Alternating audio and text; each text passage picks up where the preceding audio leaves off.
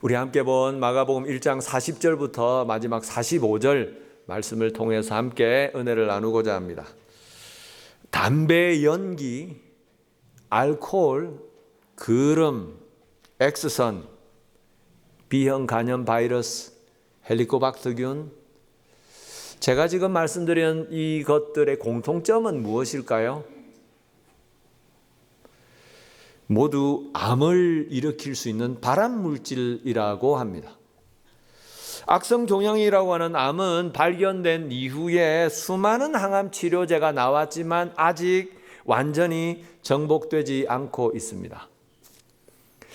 빨리 발견하면 완치가 가능하지만 아직도 많은 사람들이 암에 걸려서 유명을 달리하고 있습니다. 암뿐만 아니라 우리 주위에는 수많은 질병들이 사람들을 괴롭히고 있습니다. 예전에 없었던 이상한 병이 생기면 의학자들이 열심히 연구를 해서 치료제들을 개발하면 그렇게 또 다시 새로운 질병들이 생겨서 사람들을 괴롭히고 죽음으로 몰아갑니다.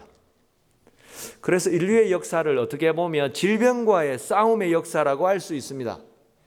최초의 사람 아담과 하와가 하나님의 말씀을 거역해서 타락하면서부터 육신의 아픈 것, 질병이 시작되었습니다.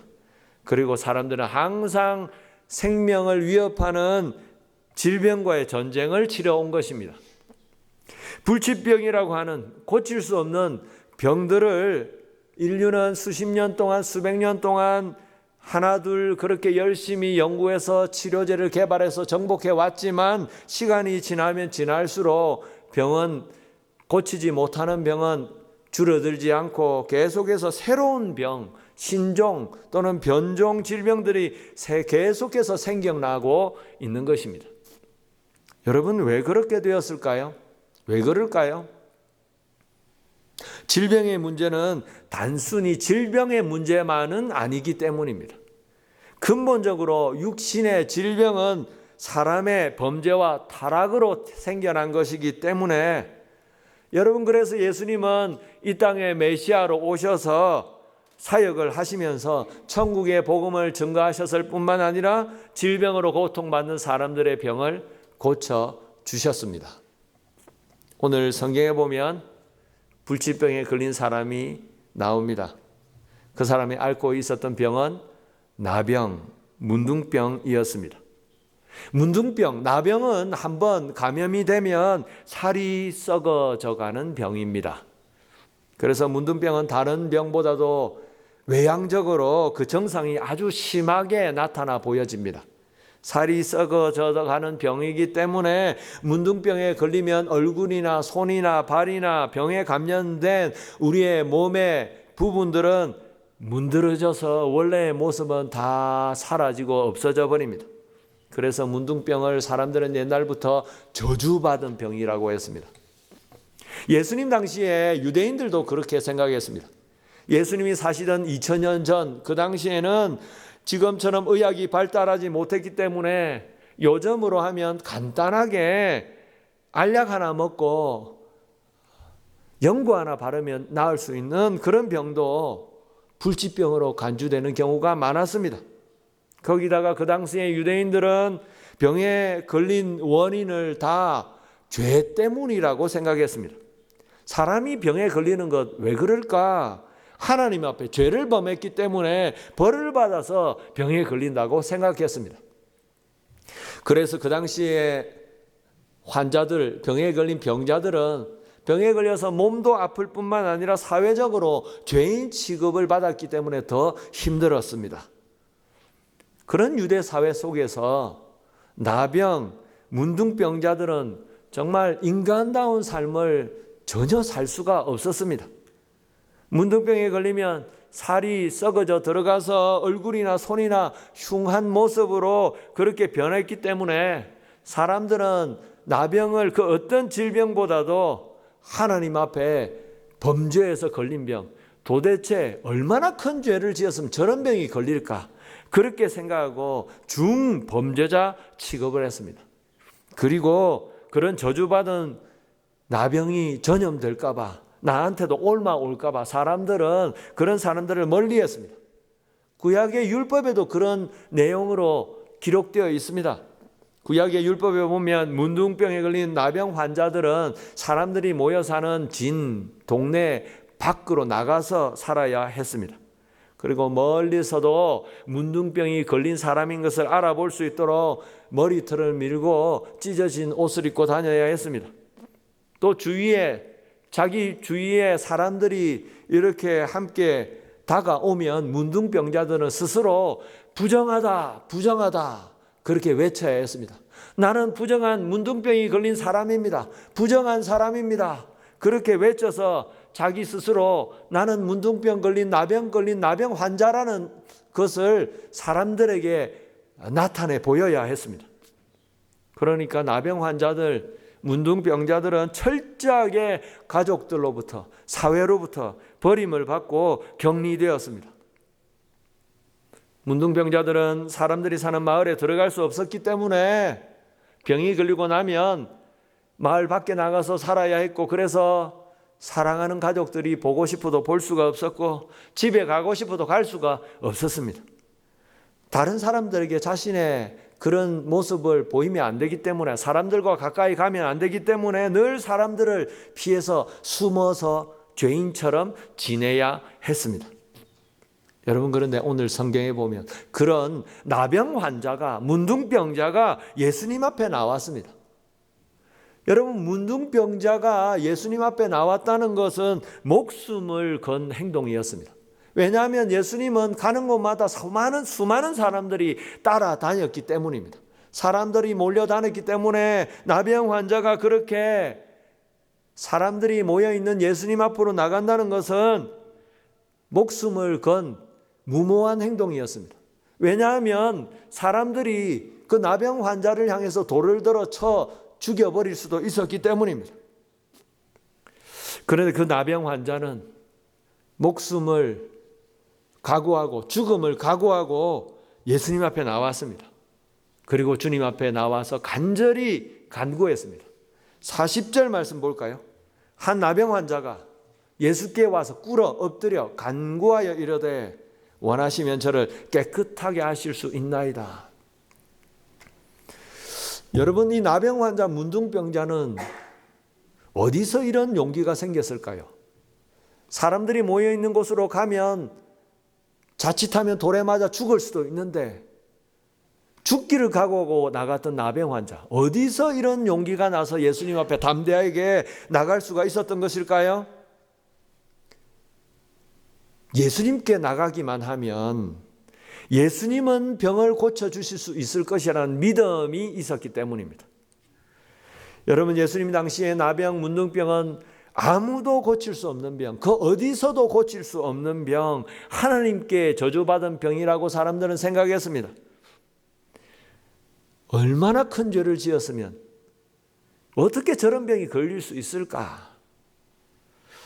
여러분, 그렇기 때문에 사람들은 나병 환자들을 보면 불쌍하다, 동정하기는커녕 오히려 저 큰 죄를 범한, 그래서 하나님 앞에 진노를 사서 중죄인 된 저 나병 환자를 봐라, 저 죄인, 가까이 할 수도 없는 죄인, 그렇게 친구들에게, 가족들에게 버림받고 그렇게 죽지 못해서 살아가는, 죽음을 기다리는 그런 사람들. 그런데 그런 절망 가운데 있던, 죽지 못해서 살아가던 그 나병 환자의 귀에 예수님에 대한 소식이 들렸던 것입니다. 나사렛에서 온 예수라는 젊은 사람이 있는데 그 사람은 하나님께로서 온 메시아가 맞는 것 같다. 그 사람이 전하는 천국 말씀은 랍비들이 전하는 그 율법의 말씀과는 전혀 다르고, 그 사람은 귀신도 쫓아내고 온갖 병들을 다 고쳐준다더라. 말씀 한마디로 모든 병을 고치는 정말 하나님이 보내신 메시아가 맞는 것 같다. 그런 소문들이 퍼져서 그 나병 환자의 귀에도 들어오게 된 것입니다. 여러분, 그 문둥병자가 그 소문을 들었을 때에 어떤 마음이 들었을까요? 예수님이야말로 모든 병을 고치고 귀신을 쫓아내시는 하나님이 보내신 메시아라는 그 소문을 듣게 되자 그 마음에 믿음이 생겨나기 시작했습니다. 그 어디에도 고칠 수 없는 병, 누구도 고칠 수 없는 병, 모든 사람들이 그 죄 때문에 받게 된 벌이라고 생각하는 병, 그 병을 어쩌면 그 예수라는 사람이 고쳐줄 수도 있겠구나, 그런 마음이 들기 시작한 것입니다. 그리고 그 믿음이 자라고 자라서 이제 소망이 생기기 시작했습니다. 나도 예수님께 나가면, 그 예수님을 만나기만 하면 고칠 수도 있을지 몰라. 아마 고칠 수 있을 거야. 여러분, 결국 그 믿음에서 자라난 소망 때문에 자신은 죽을 수도 있는 그 상황을 뛰어넘어서 예수님 앞에 나갈 수 있게 된 것입니다. 여러분, 사람들은 언제나 꿈이 있을 때에 의욕이 생기고 움직일 수가 있는 것입니다. 꿈, 희망, 소망이 있으면 의욕이 생깁니다. 살맛이 납니다. 내가 원하고 바라는 것이 이루어질 수 있을 것이라는 소망이 있으면 우리가 하루 종일 힘들게 일해도 힘들지 않고 견딜 수가 있는 것입니다. 하지만 삶에 대한 희망이나 소망이 없으면 아무것도 할 수가 없습니다. 하고 싶지도 않습니다. 그게 우리의 인생입니다. 여러분, 1970년대에 박정희 대통령이 새마을 운동을 시작할 때에 나왔던 노래가 있습니다. 기억하십니까? 잘 살아보세, 잘 살아보세, 우리도 한번 잘 살아보세. 1970년대 그 당시에 1인당 국민소득 2,500불이었던 세상에서 가장 가난한 나라 중에 하나였던 대한민국, 우리 사람들은 대부분 다 가난했습니다. 그리고 그 가난에서 벗어날 수 없었기 때문에 그냥 그렇게 가난한 상태에서 그렇게 살아갔었습니다. 그런데 새마을 운동이 시작되면서 노래 가사처럼 열심히 일하면 우리도 잘 살 수 있을 것이라는 희망이 생긴 것입니다. 여러분, 그 노래 한번 듣고 그 노래 한번 따라 불렀다고 해서 가난한 현실이 바뀌는 것은 아니었습니다. 하지만 그 노래 자꾸 듣다 보니까 사람들은 자기도 모르는 사이에 그 노래 가사처럼 마음에 믿음이 생기고 소망이 생기기 시작한 것입니다. 우리도 열심히 하면 잘 살 수도 있을지 몰라. 그래, 한번 열심히 해보자. 여러분, 그렇게 마음에 뭔가 소망이 생기니까 열심히 의욕적으로 일하게 된 것입니다. 여러분, 예수님을 믿는 우리 크리스찬들의 가장 큰 특징이 무엇일까요? 우리에게는 언제나 소망이 있다는 것입니다. 세상 사람들은 이 세상의 것이 전부입니다. 이 세상에 있는 모든 것에 그래서 인생을 걸고 살아가는 사람들입니다. 그런데 자기들이 인생을 걸고 자신들이 붙들었던 것들이 무너지면 절망하고 낙심하고 좌절합니다. 사업의 모든 것을 걸고 살았던 사람은 그 사업이 문제가 생기면 한순간에 무너져 버립니다. 사업에 인생을 걸고 살았는데 사업이 무너지니까 자기 인생 끝났다고 생각하는 것입니다. 그래서 그냥 인생 스스로 마감하려고 하는 사람들이 많습니다. 자식들을 바라보면서 자식에게만 인생을 걸었던 사람들, 나중에 그 자식들이 커서 자기 마음대로 되지 않고 자식들이 어긋나고 빗나가면 자기 인생도 한순간에 다 무너져 버리고 낙심하고 좌절하고 절망하는 것입니다.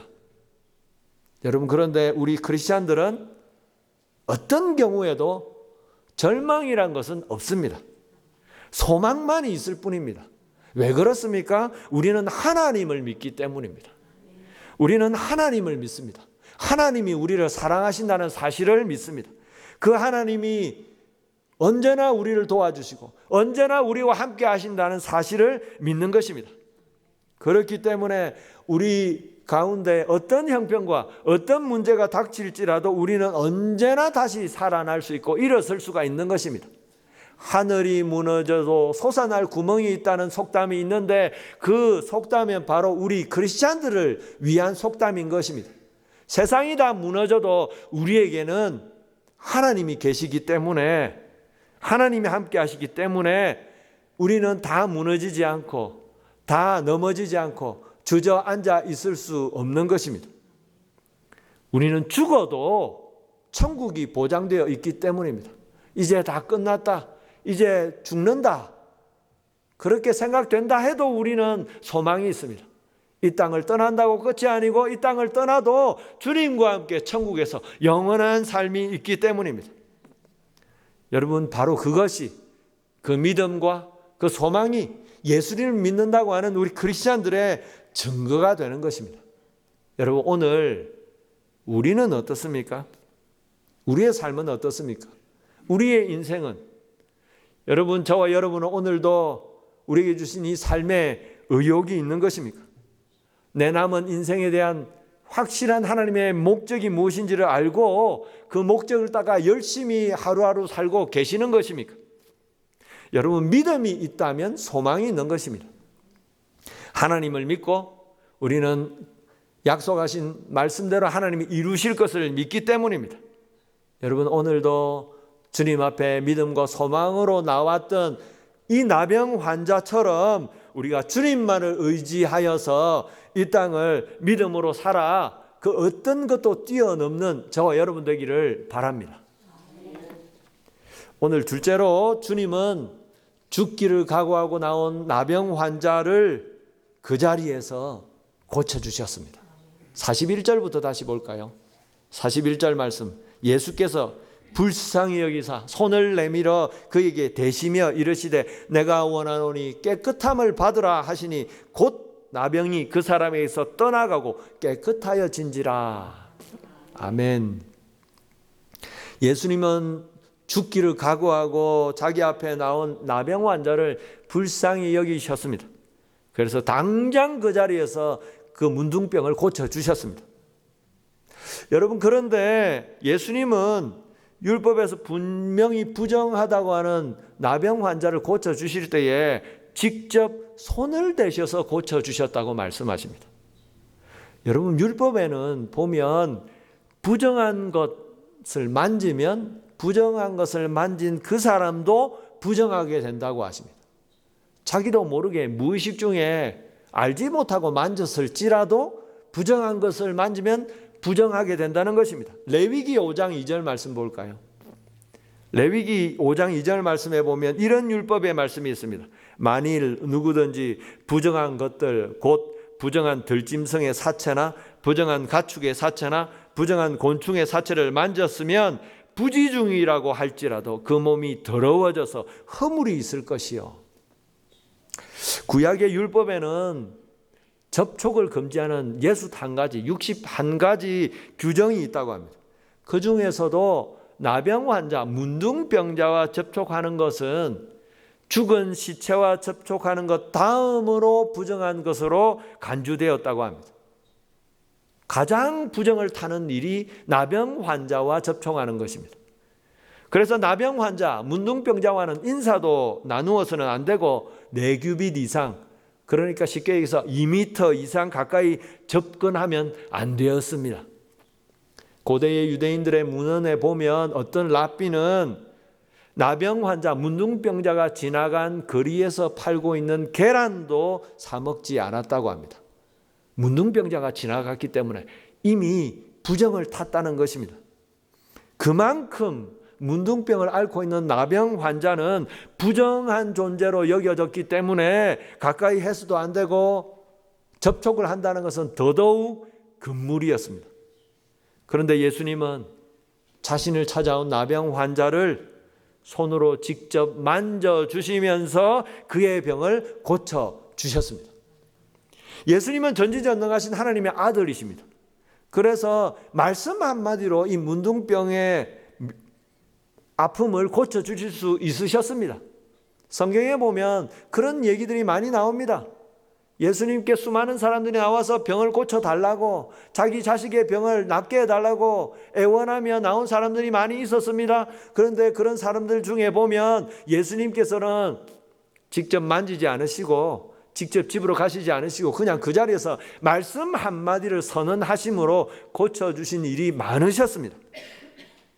여러분, 문둥병자, 나병 환자는 율법에서 분명히 가까이 하면 안 되고 만져서도 안 된다고 하시는 그런 부정한 존재들입니다. 그렇다면 그냥 예수님은 자기 앞에 나온 나병 환자에게 내 병이 다 나았느니라 하고 말씀 한마디로 깨끗하게 고쳐주실 수 있으셨습니다. 여러분, 그런데 왜 주님은 굳이 그 문둥병자의 아픈 부분을 만져주시면서 손을 대시면서 고쳐주셨을까요? 율법을 어기면서까지 왜 굳이 그렇게 하셨던 것입니까? 그 나병 환자를 사랑하시고 불쌍히 여기신다는 것을 직접 보여주시기 원하셨던 것입니다. 그래서 그 나병 환자의 문둥병을 고쳐주실 뿐만 아니라 육신만 고쳐주실 뿐만 아니라 그 나병 때문에, 문둥병 때문에 가족들에게, 친척들에게, 사람들에게 버림받고 외면당했던 그 나병 환자의 상처받는 그 마음까지 주께서는 어루만져 주시고 고쳐주시기 원하셨던 것입니다. 그래서 직접 손을 내밀어서 그 문둥병자의 육신을 만져주시면서 고쳐주신 것입니다. 여러분, 오늘 주님은 우리를 향해서도 그런 마음을 가지고 계십니다. 우리가 기도하고 간절히 간구하면 예수님은 우리의 마음 깊은 속 사정까지 모두 다 헤아려 주시고 우리를 얼마든지 도와주시는 분이신 것입니다. 우리가 고민하고 걱정하고 염려하는 그 문제뿐만 아니라 그 문제 때문에 밤새 잠도 자지 못하고 고통당하고 걱정했던 우리의 마음, 상처받았던 마음, 아픈 마음들까지 주께서 다 만져주시고 고쳐주시기 원하시는 것입니다. 여러분, 오늘도 우리가 믿는 예수님은 그런 주님이시라는 것을 우리가 다시 기억하면서 주님 앞에 모든 것을 맡기고 담대하게 정직하게 하나님 앞에 기도로 다 아뢰며 이 땅을 살아가는 저와 여러분 되기를 바랍니다. 오늘 셋째로 예수님은 그렇게 나병 환자의 아픈 부분을 만져주시면서 다 병을 그 자리에서 낫게 하신 이후에 그에게 엄하게 경고하셨다고 하십니다. 무엇을 말씀하셨습니까? 43절 볼까요? 곧 보내시며 엄히 경고하사 이르시되 삼가 아무에게 아무 말도 하지 말고 가서 너의 몸을 제사장에게 보이고 네가 깨끗하게 되었으니 모세가 명한 것을 드려 그들에게 입증하라 하셨더라. 예수님은 나병 환자를 그 자리에서 손을 대시면서 고쳐주신 이후에 그에게 엄중하게 경고하셨습니다. 이제 네 병이 나았으니 나가서 일단 아무한테도 말하지 말고 먼저 제사장에게 찾아가라. 율법에 말씀해 보면 제사장이 문둥병이나 율법이 말하는 거룩지 못하고 부정한 병이 걸렸든지 나았든지 그것을 판단하는 권리를 가지고 있었기 때문입니다. 그래서 예수님은 그에게 누구에게도 말하지 말고 먼저 제사장에 가서 네 나은 몸을 보여주고 병이 나았다는 것을 입증하고 율법을 따라서 제물을 준비해서 하나님께 제사를 지내라 말씀하셨습니다. 왜 예수님은 아무에게도 말하지 말라고 하셨을까요? 사람들이 예수님을 오해하지 않도록 하기 위해서였습니다. 여러분, 육신을 가진 사람들은 늘 눈에 보이는 것이 먼저입니다. 그래서 사람들은 초자연적인 기적이 일어나는 것을 직접 보게 되면, 아니 듣기만 해도 그 기적의 마음을 다 빼앗겨 버립니다. 그러다 보면 본질을 잊어버립니다. 기적만을 쫓아가는 것입니다. 예수님을 수없이 따라다니는 많은 사람들이 그랬습니다. 예수님의 복음의 말씀을 듣고 예수님은 기적을 행하실 때에 사람들은 기적을 행하는 것, 그것만 보고 예수님을 따라다닌 것입니다. 그래서 예수님은 문둥병을 고쳐주신 이후에 이 나병 환자에게 엄중하게 말씀하신 것입니다. 사람들이 이 나병 환자를 고친 것을 보고 자기를 그냥 단순히 병을 고쳐주시는 그냥 선지자점 한 사람으로 그렇게 받아들이지 않도록 하기 위해서였던 것입니다. 여러분, 예수님은 온 세상 사람들을 구원하시기 위해서 이 땅에 오셨습니다. 그래서 예수님의 우선순위는 천국의 복음을 증거하는 것이었습니다. 병자들을 고쳐주신 이유도 그 때문입니다. 병을 고침받고 병에서 구원받을 뿐만 아니라 이제 천국 복음을 듣고 영혼과 육신이 다 구원을 받도록 하시기 위해서 병자들은 병을 고쳐주고 귀신 들린 사람들은 귀신을 쫓아내 주셨던 것입니다. 여러분, 그래서 나병 환자에게 엄중하게 경고하시면서 나가서 다른 사람들에게 말하지 말고 먼저 제사장에게 찾아가라고 하셨습니다. 여러분, 그런데 나병 환자는 어떻게 했습니까? 45절 볼까요? 그러나 그 사람이 나가서 이 일을 많이 전파하여 널리 퍼지게 하니 그러므로 예수께서 다시는 드러나게 동네에 들어가지 못하시고 오직 바깥 한적한 곳에 계셨으나 사방에서 사람들이 그에게로 나아오더라. 여러분, 이 나병 환자에게 분명히 주님은 엄중하게 말씀하셨는데 이 나병 환자는 예수님과 헤어지자 말자 사람들에게 나가서 그냥 다 말해버렸습니다. 여러분들이라면 어떻게 하셨겠습니까? 평생 고통받던 문둥병, 가족들과 떨어져서 버림받았던, 사랑하는 가족들 보고 싶어도 볼 수 없었던, 그렇게 그냥 죽을 날만 기다리며 살던 이 나병 환자가 한순간에 병이 다 나았고 깨끗하게 치료를 받았으니까 가만히 있을 수 있었을까요? 참을 수가 없었을 것입니다. 그 자리에서 팔짝팔짝 뛰면서 막 뛰어갔을 것입니다. 사랑하는 가족들이 보고 싶어서. 여러분, 바로 그것이 전도의 진정한 모습입니다. 은혜를 받으면 예수님을 전하지 않을 수 없습니다. 하나님이 살아계신 것을, 그 하나님이 우리를 사랑하시는 것을, 예수님께서 우리를 얼마나 사랑하시는지를 깨닫고 알게 되면, 하나님이 살아계신 것을 경험하게 되면, 그 손길을 겪게 되면, 기도가 응답을 받게 되면 가만히 있을 수가 없는 것입니다. 하나님을 말할 수밖에 없습니다. 여러분, 그것이 전도입니다. 그래서 우리는 기도해야 됩니다. 하나님, 내가 믿는 하나님 어떤 분이신지 알게 하시고 깨닫게 하시고 우리를 얼마나 사랑하시는지 그 사랑을 더 깊이 더 많이 깨닫고 알게 해 주옵소서. 하나님이 살아계신 것을 우리로 겪게 하여 주옵소서. 기도가 응답되는 것을 날마다 경험하게 해 주옵소서. 살아계신 하나님의 손길을 나도 체험하게 해 주옵소서. 하나님 앞에 그런 은혜를 달라고 기도해야 할 것입니다. 그렇게 은혜를 체험하면, 하나님을 경험하면 우리는 정말 주님이 기뻐하시는 진정한 증인이 될 것입니다. 말씀을 맺겠습니다.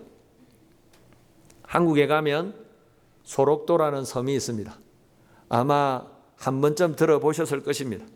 소록도는 문둥병을 앓고 있는 나병 환자를 위한 병원이 있는 곳으로 유명합니다. 구한말에 한국에 온 개신교 선교사들이 처음 소록도에 나병 환자들을 위한 병원을 세우면서 일제시대에 대대적으로 그 나병 환자들을 소록도에 격리 수용을 하면서 소록도는 나병 환자, 문둥병자를 격리하는 섬으로 많이 알려지게 되었습니다. 요즘도 그래서 선교단체나 봉사단체들이 봉사활동으로 소록도를 많이 방문한다고 합니다. 소록도에 가보면 자연경관이 정말 아름답습니다. 너무 깨끗하고 아름다운 모습을 발견할 수 있습니다. 왜냐하면 문둥병자들이 살고 있는 섬이라고 했기 때문에 사람들이 수십 년 동안 들어오지 않았기 때문입니다. 여러분, 그런데 그곳에 가보면 나병 때문에 평생 동안 소록도에 살면서 그렇게 격리하면서 살고 있는 나병 환자들의 그 마음이 소록도의 그 깨끗한 자연 환경보다 더 순수하고 깨끗한 것을 발견할 수 있습니다. 비록 저들의 얼굴이며 손은 문둥병 때문에 다 문드러져 버렸지만 진실된 믿음으로 부르는 저들의 찬양과 기도를 듣고 있으면 그렇게 즐겁고 기뻐하는 모습을 세상에서 찾아볼 수 없습니다. 왜 그럴까요? 저들에게는 소망이 있기 때문입니다. 세상 사람들은 자신들을 버렸지만 그렇게 버림받아서 소록도에서 평생을 격리되어 살았지만 예수님을 믿는 믿음 안에서 저들은 새로운 소망, 삶의 목적을 발견했기 때문입니다. 비록 그들은 평생 동안 외딴 섬에서 그렇게 격리되어 살고 있지만 하나님은 저들을 통해서 온 세상을 변화시키기 원하신다는 것을 깨달았기 때문입니다. 그래서 그 외진 섬에서 저들은 세상과 단절돼 살아가고 있지만 하나님 나라가 온 세상에 임하도록 저들은 날마다 그것이 자신들의 부르심인 것을 깨닫고 날마다 온 세상을 위해서 기도의 제단을 쌓는다는 것입니다.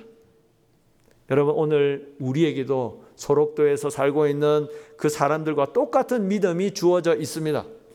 그 믿음이 우리 속에 있기 때문에 우리의 처지와 형편에 상관없이 우리의 상황이 어떠할지라도 우리는 언제나 소망을 가지고 살 수 있는 것입니다. 여러분, 오늘도 그 믿음으로 주님을 바라보기 원합니다. 그 믿음으로 예수님을 바라볼 때에 우리는 소망 가운데 다시 일어설 수 있을 것입니다. 어떤 상황과 환경 가운데서도 우리가 그 믿음과 소망으로 복된 삶을 살 수 있을 것입니다. 그렇게 믿음으로 이 땅을 살아가는 저와 여러분 되기를 축원합니다.